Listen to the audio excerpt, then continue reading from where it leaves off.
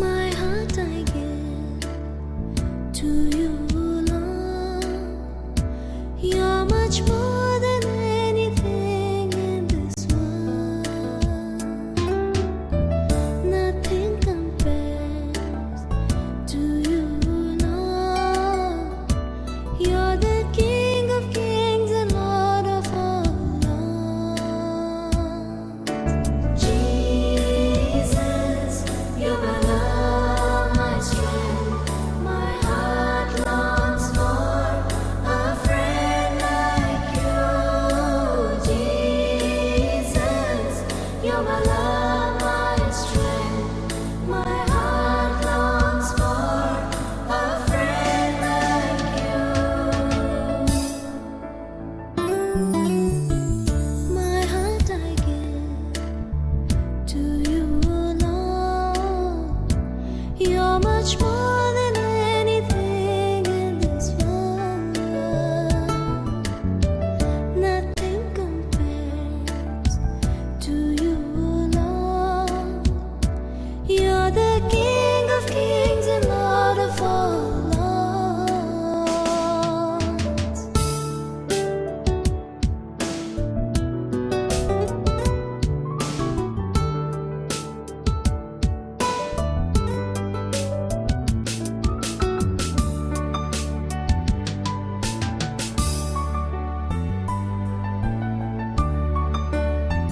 रउआ सबके सालोम। पवित्र शास्त्र में परमेश्वर बहुत से समय में भिन्न भिन्न तरीका से भिन्न भिन्न लोगन के बुलाहट दिहले। काहे बुलाहट दिहले पिछला समय में हम रउआ के बतौले रहली। मेल मिलाप खातिर परमेश्वर हमहन के बुलौले, संगति खातिर परमेश्वर हमहन के बुलौले, शांति देवे खातिर परमेश्वर हमहन के बुलौले। आज और 3 गो बुलाहट के विषय में रउआ से बतावे के आशा करत हई। आई जे बाइबल खोली जा एशिया के किताब 55 अध्याय ओकर 2 वचन। एशिया के किताब 55 अध्याय और ओकरा शुरू के 2 वचन। परमेश्वर बुलाहट देत हवे। काहे देत हवे?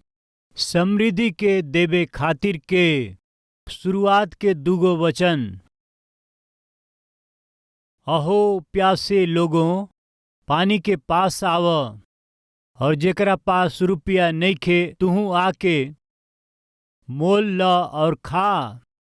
दाख मधु और दूध बिना रुपया और बिना दाम ही आके ले ल। जवन भोजन वस्तु ना हवे ओकरा खातिर रउआ काहे रुपया लगाईला, और जवना से पेट ना भरेला ओकरा खातिर काहे परिश्रम करेला। हमरा और मन लगा के सुनो जा, तब उत्तम वस्तु खाए पैब जा, और चिकना चिकना वस्तु खा के संतुष्ट हो जइब जा। कान लगाव और हमरा पास में आव जा। सुन, हम तोहके समृद्धि देब। के बोलावत हमें जानत हैं प्रिय? हे प्यासल लोगन, पानी के पास आव जा। परमेश्वर आमंत्रण देत हमें, आवे कहत हमें। केकरा के जानत हई? सबके। जे भूखाइल बा वो सबके, और दूसरा जे अनाथ बा उनकरा के। पहला सबके आमंत्रण देत हमें, और दूसरा जे अनाथ बा उनकरा के आमंत्रण देत हमें। प्रिय, अनाथ के कहल जाला? जेकर पालन पोषण करे वाला ना होलन उनके अनाथ कहल जाला। अब ही जेकरा विषय में हमन देखत हई उ भोजन बिना तड़पत हमें। ई लोग प्यासा होके प्यास नइखन बुझा पावत। इनकर केहू नइखे, अनाथ हमें। प्रभु बुलावत हमें, जेकर केहू ना हवे परमेश्वर कहत हमें आवा जा। काहे आमंत्रण देत हवन जानत हई? भोजन खातिर आमंत्रण देत हमें, सबके ऊ बुलावत हमें, अनाथ लोग के ऊ बुलावत हमें और भूखाइल लोगन के ऊ आमंत्रण देत हमें। और उतने नाही, परमेश्वर पूछत हमें जवन भोजन वस्तु ना हुए ओकरा खातिर काहे अपना रुपया के नाश करेला जा। जवन तोहरा के शांति सुख आनंद ना दे सकेला ओकरा खातिर परिश्रम से कमाइल धन के रउआ काहे नाश करत हई? जी हाँ, बहुत से लोग बार और रेस्टोरेंट में भीड़ लगा के ऊ खड़ा रहेलन। ऊ अपना मेहनत के कमाई के शराब के बोतल खाती, विक्सी खाती, दारू खाती बर्बाद करत हमें। परमेश्वर पूछत हमें का ऊ भोजन वस्तु ह? परमेश्वर पूछला का उससे तंदुरुस्ती तोके मिलेला? परमेश्वर पूछत हमें ओकरा से तोहके आशीष मिली का? परमेश्वर पूछत हमें ऊ तोहरा के आनंद देई का? एक बार सोची, जुआ खेले वाला अपना रुपया के बर्बाद करेलन, ओमा कौनो सुख मिलेला, कौनो समृद्धि बा? परमेश्वर पूछत हमें जुआ खेले वाला बुरा आदत खातिर के अपना कमाई के बर्बाद करे वालन से परमेश्वर पूछत हमें। कुछ लोग गुटखा खात रहेलन और कुछ लोग जर्दा खात रहेलन और कुछ लोग खैनी खालन जा और कुछ लोग ड्रग्स लेबेलन। एकरा में से कोनो वस्तु मुफ्त में ना मिलेला। आवश्यकता या अपना आदत के कारण बेचे वाला दुगना दाम के लेके इन्हन लोग के खून चूसत हमें। प्रिय भाई और बहन लोग, रउआ अपना कमाई के कैसे रउआ खर्चा करत हई? केकरा खातिर खर्चा करत हई और काहे खर्चा करत हई? परमेश्वरी पूछत हमें। एक बार सोची, अपना कमाई के रउआ केकरा खातिर खर्चा करत हई? अपना आत्मिक जीवन के बढ़ावे खातिर का? रउआ और परिवार के पालन पोषण करे खातिर का? या रउआ संतुष्टि के साथ जिए खातिर काहे खातिर खर्चा करत हई? आज बहुत से लोग अपना कमाई खातिर, बुरा आदत खातिर और गंदा काम करे खातिर के बर्बाद करत हमें।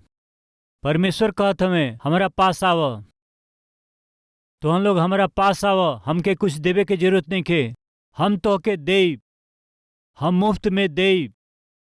मित्र लोग, यदि मान ली कोनो गृहिणी उनकरा घर में चावल ना होई त बच्चन के खाना ना दे के दुख उठाओ समय पड़ोस में जाके उद्धार के रूप में एक गिलास चावल दे बजा, वापस हम दे दे। ई कह के एगो गिलास में चावल लियावेली। एक गिलास चावल अपना भूखल बच्चन के खाना देवे खातिर लियावे से भी वो पड़ोसी के जब जरूरत पड़ेला वो वापस वही चावल के लौटावे के बाना। बदले में कौनो वस्तु ले ले होखे, वो चावल हो सकेला, तेल या फिर दाल हो सकेला, या फिर पैसा हो सकेला। पड़ोसी रउआ के देत हमें तो जान ले कि उनके भरोसा बा कि एक दिन रउआ वापस कर दे।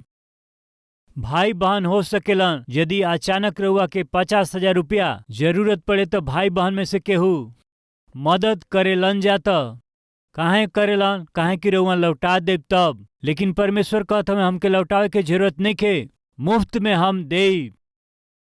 जी हाँ, परमेश्वर ये दुनिया में आदमी खातिर के जवन बहुत जरूरी बा ओकरा के मुफ्त में देवे कहत हमें। का मनुष्य के जरूरत? हर एक मनुष्य के चाही शांति, हर एक मनुष्य के चाही आनंद। आज दुनिया में चाहे केहू कितनो धनवान होखे निर्धन होखे, काहे खातिर जियत हमें, काहे खातिर परिश्रम करत हमें और काहे खातिर संघर्ष करत हमें जानत हई? आनंद खातिर। आनंद ना भइला के कारण, ना मिलला के कारण दुख उठावत हमें। प्रियो, एगो राजा के जीवन में आनंद ना रहला के कारण नींद ना आवत रहे। ओकरा खातिर कोनो उपाय बा का? कोनो दवाई बा का? पूछला से उनकरा पास रहे वाला ज्ञानी लोग उपाय दिले। राजा रउआ के आनंद चाहिए तो ओकर एक ही रास्ता है। का है? कहला से आनंदित रहे वाला व्यक्ति के शर्ट रउआ पहन ले, सलाह दिले। ठीक बा, हमनी के देश में रहे वाला जे आनंदित बा ओकर शर्ट लिया के हमरा के दो जा। राजभवन में रहे वाला कुछ सैनिक जाके देश में रहे वाला आनंदित व्यक्ति के खोजला से केहू ना मिलल। हर एक के मुंह ऊपर से खुश रहले बाकी भीतर से दुखी रहले। ऊपर से खुश दिखाई देते रहले बाकी भीतर से तो समस्या रहल। प्रियो, अंत में एगो आदमी मिललन जो बहुत खुश रहले। उनके देख के सिपाही खुश भइले। चलो कोनो बात नहीं खे, पूरा देश में परिश्रम से घूम ली जा। ऊ सोचले कि जायद कम से कम एगो व्यक्ति आनंदित मिलल बाड़े। उनके देख के उनकरा पास आके, सुन भाई, तू इतना खुश बाड़ा, आनंदित बाड़ा, तोहरे जैसे आनंदित रहे वाला के शर्ट हमरा राजा के चाही। एगो अच्छा शर्ट द भाई, कह के उनकरा से मंगला से ऊ कहले हमरा पास शर्ट नहीं खे। देखे के बाद देख ल, सच में ऊ शर्ट ना पहनले रहले। बाकी का रहे जानत है रोवा, उनकरा दिल में आनंद रहे। यानी अर्थ जानत है, आदमी के जौन आनंद चाही हमहन के पहने वाला कपड़ा में ना हुए।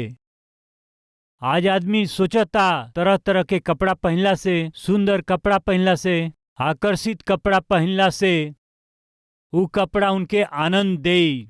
महंगा कपड़ा पहनला के कोशिश करत हमें, दूसरा के दिखावे खातिर ऊ महंगा कपड़ा के पहनत हमें। का उनकरा में आनंद बा कहे के?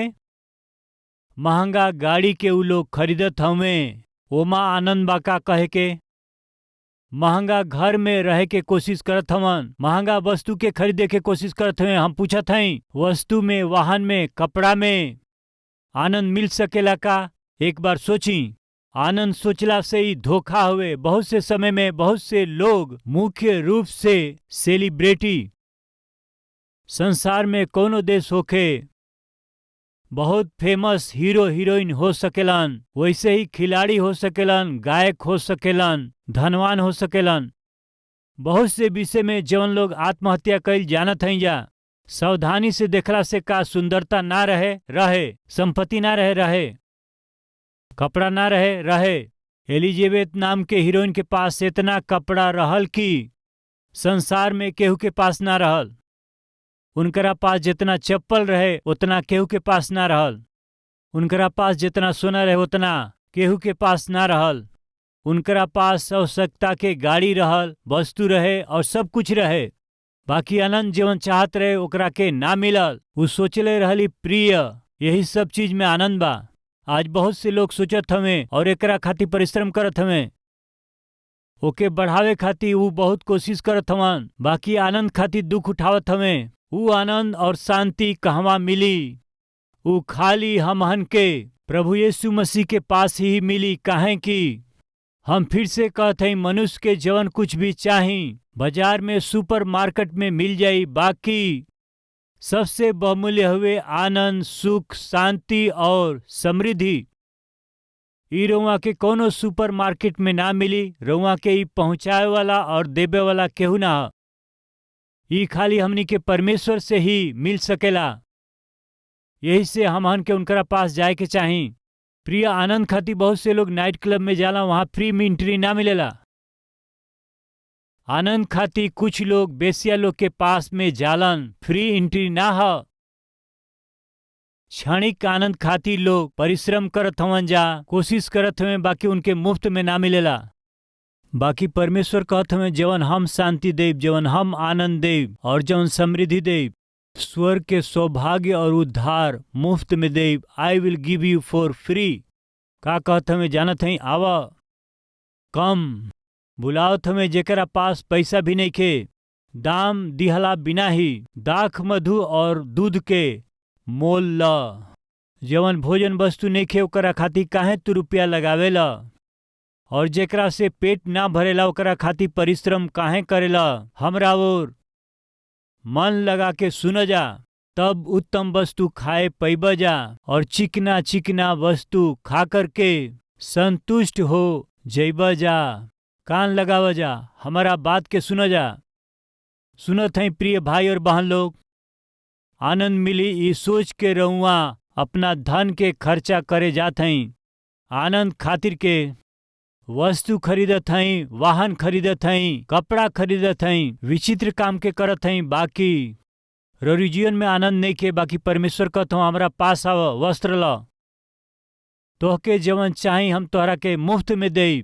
के बुलावत हमें? सबके बुलावत हमें। के आमंत्रण देत हमन? जिया अकेले रह गेल बा उनके देत हमन। काहे के बा ई आमंत्रण? भोजन खातिर आमंत्रण।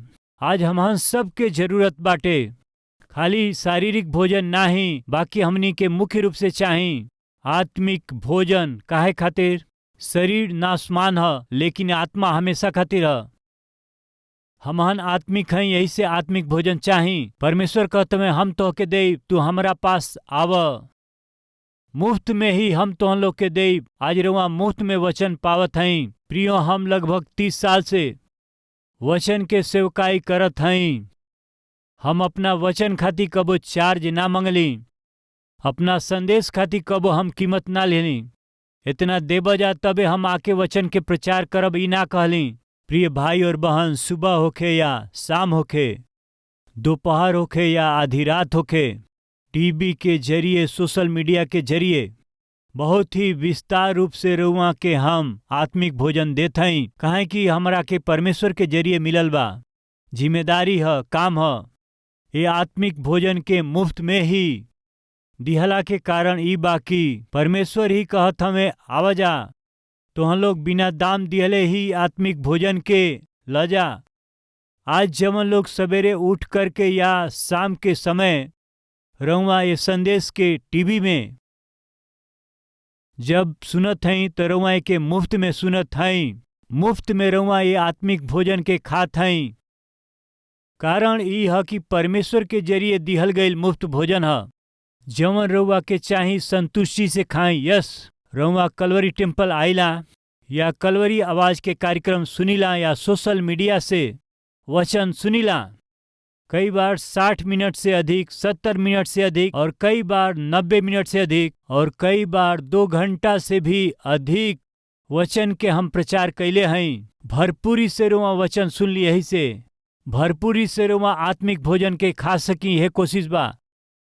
प्रिय, सामान्यतः माँ बच्चा के भोजन खियाओ समय बच्चा बस कहेला, महतारी कहली और खा, बच्चा कही बस, माँ उनके चंदा मामा देखावेली या और भी बहुत कोशिश करके अपना बच्चा के पेट भर खियावे के वो कोशिश करेली।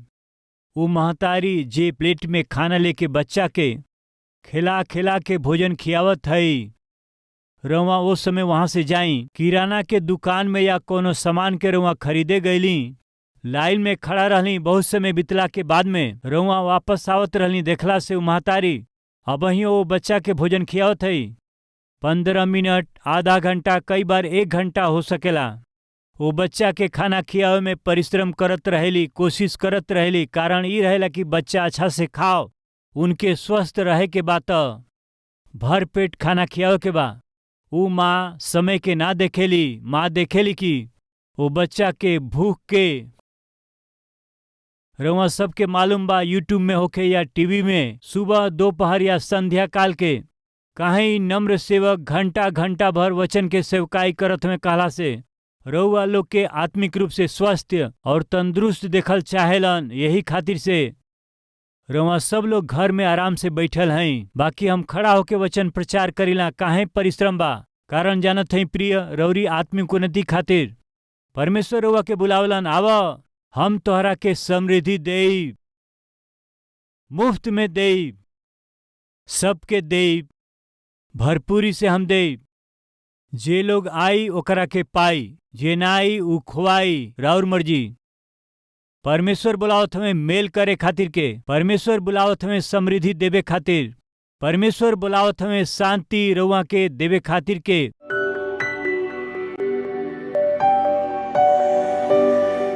महान पवित्र प्रेमी पिता परमेश्वर सीधा और साफ रउआ बात कैले हैं। बहुत से विषय में, बहुत समय, बहुत से लोगन खातिर रउआ आमंत्रण दिहली, बुलौली, बुलाहट दिहली। कब कब के बुलौली और बुलाहट के दिहली, आमंत्रण देले हैं। बहुत ही सीधा और साफ हमन के बतावे खातिर और धन्यवाद करत हई। हे पिता, रउआ हर एक जना के बुलावत हई। पिता जे भुखाइल ह, जे प्यासल बाटे और जमन लोग अकेला हो गइल बा, जे बीमार बाटे, वो सब के आमंत्रण देत हई, आवजा समृद्धि के पाल जा। जे के बुलाहट दिहली, जे बुलाहट के पौले बा, उमें से हर एक के पिताजी आज से रौरी आमंत्रण के पा करके रौरी इच्छा के अनुसार जी सके अनुग्रह करी। हमहन के काम के, हमनी के कोशिश के और यात्रा के रुआ आशीष दें।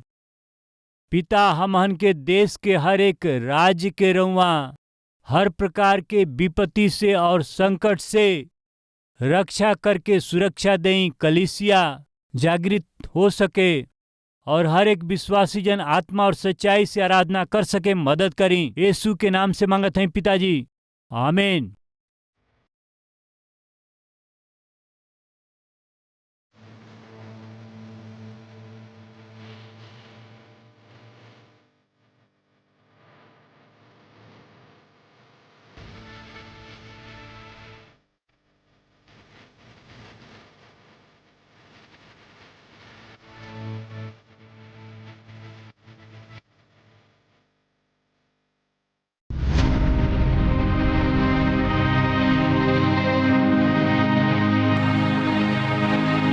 आप सबको शलोम। मेरा नाम राम बाबू है। मेरी पत्नी का नाम वरलक्ष्मी है। मैं पढ़ा लिखा नहीं था। कोई भी मुझसे बात करने के लिए पसंद नहीं करते थे, क्योंकि मैं सबसे झगड़ने जैसे बात करता था।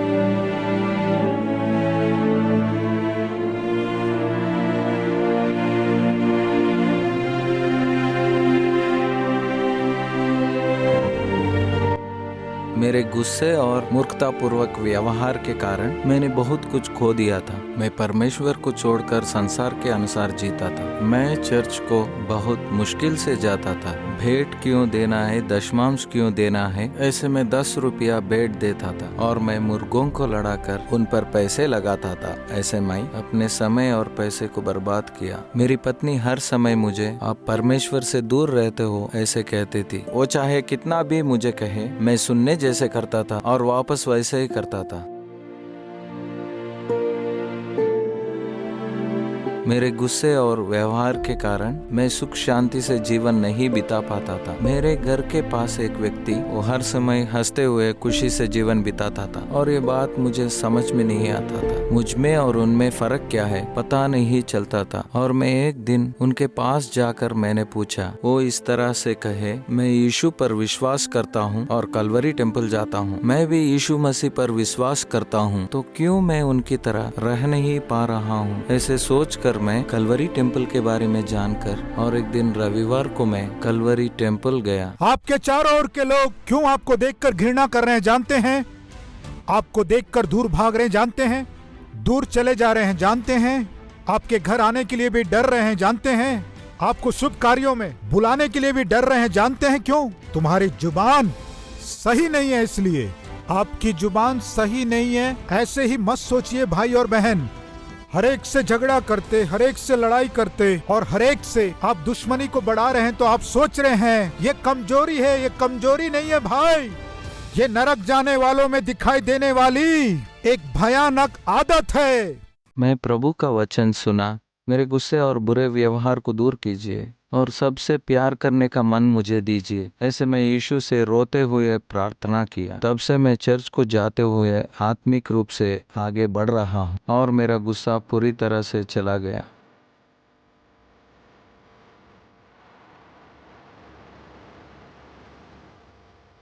जब मैं परमेश्वर के करीब जीवन जी रहा था, ये देखकर मेरे पत्नी बहुत खुश हुई। अब मैं किसी चीज पर पैसे नहीं लगा रहा हूँ। मैं पैसे और समय का अच्छी तरह से उपयोग कर रहा हूँ। पहले मेरे पास चाहे बहुत पैसे हो, मैं प्रभु को सिर्फ 10 रुपए भेंट देता था, लेकिन अब मैं कलवरी टेम्पल जाते हुए भेंट के महत्व को मैं जान रहा हूँ। जब मैं प्रभु को भेंट दे रहा हूँ, प्रभु मुझे आशीष दे रहे हैं। मैं हर दिन सुबह 5 बजे उठता हूँ, प्रभु के उपस्थिति में घुटने टेकता हूँ और मैं अपने कामों को शुरू करता हूँ। प्रभु मुझे मेहनत करने की शक्ति दिए और मेरे कामों को प्रभु आशीष दिए।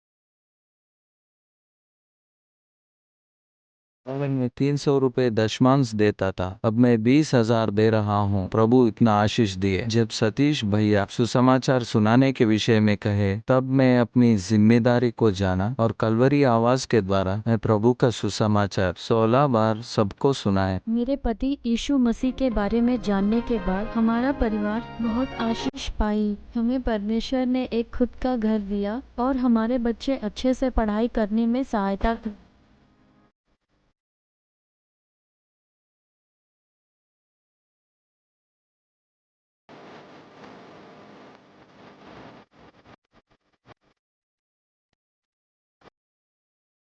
आज हम इतनी खुशी से हैं तो उसका कारण यीशु मसीह है। आज हम यीशु की कृपा से अच्छे से जीवन बिता रहे हैं। सतीश जी को हमारा धन्यवाद। यीशु को सारी महिमा मिले।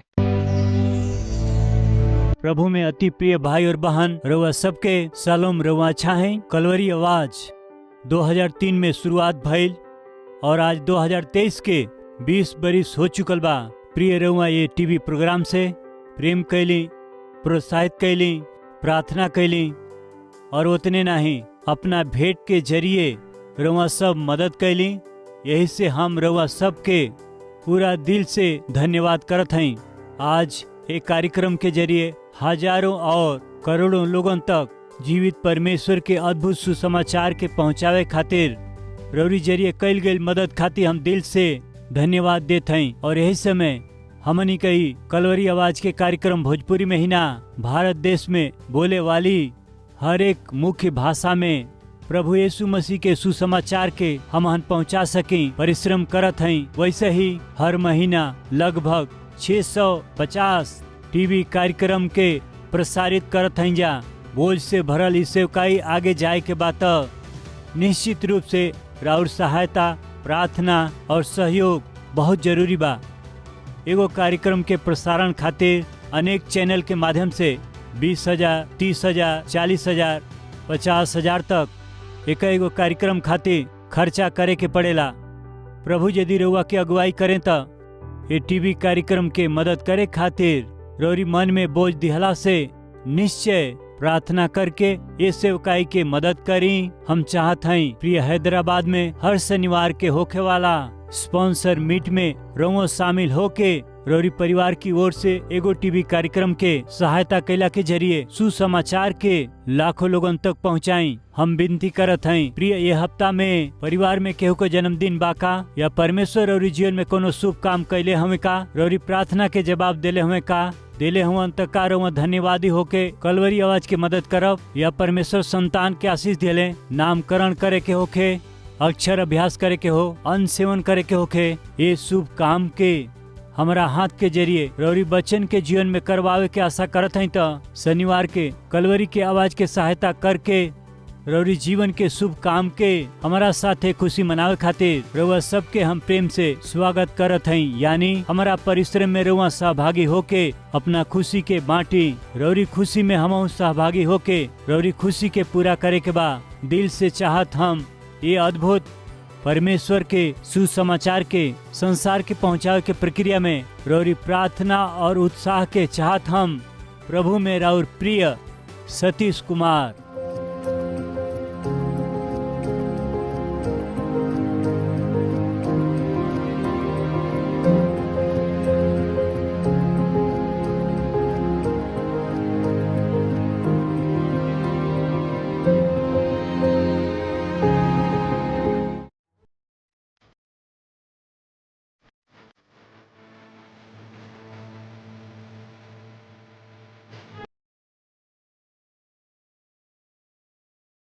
हमार पता बा Calvary post box number 30, Kukatpally, Hyderabad 72।